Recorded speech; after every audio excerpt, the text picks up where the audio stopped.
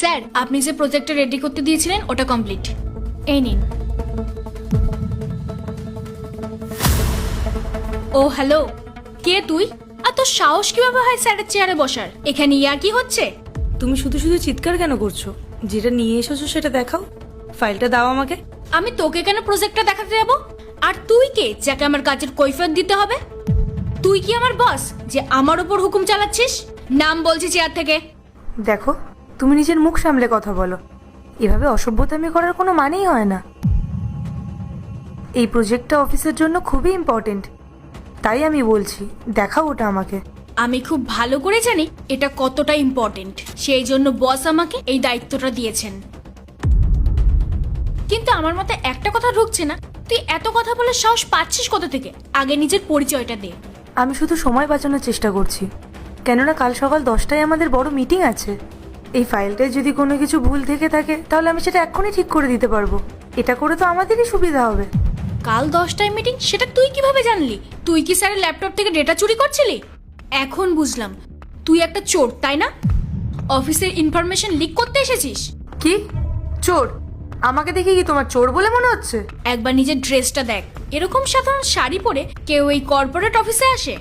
অফিসের একটা dress code আছে, ফর্মাল ড্রেস পরতে হয়, যেমনটা আমি পরে আছি। তোর মতো গেওদের না এই চেয়ারে বসা তো দূর, এই কেবিনে ঢোকারও যোগ্যতা নেই। শাড়ি পরলে কি মানুষ গেয়ে হয়ে যায়? আর অফিসের কোন রুলসে লেখা আছে যেখানে শাড়ি পরে কাজ করা যাবে না? মানুষের পোশাক দেখে যোগ্যতা বিচার করাই কি তোমার কাজ? আমি না তোর কোনো জ্ঞান শুনতে চাই না। এখন যখন ধরা পড়ে গেছিস তখন বড় বড় কথা বলছিস। কেউ ধাক্কা দিয়ে বের করার আগে তুই নিজে এখান থেকে বেরিয়ে যা। আচ্ছা, একটা কথা বলো তো, তুমি কি আমাকে এই অফিস থেকে বের করে দেওয়ার? তুমি কি এই কোম্পানির মালিক যে আমাকে এত মেজাজ দেখাচ্ছ? এই মেয়ে, অনেক হয়েছে তোর ফালতু কথা, একদম চুপ করে থাক। অনেকক্ষণ ধরে ভুলভাল কথা বলে আছিস আর আমি সেটা সহ্য করছি। আমার ধৈর্যের বাঁধ ভেঙে যাওয়ার আগে তুই বেরিয়ে যা এখান থেকে।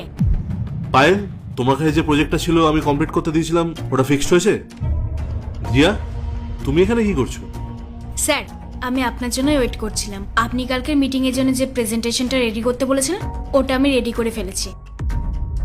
আমি ভাবলাম আপনি একবার ক্রস চেক করে নিলে খুব ভালো হতো।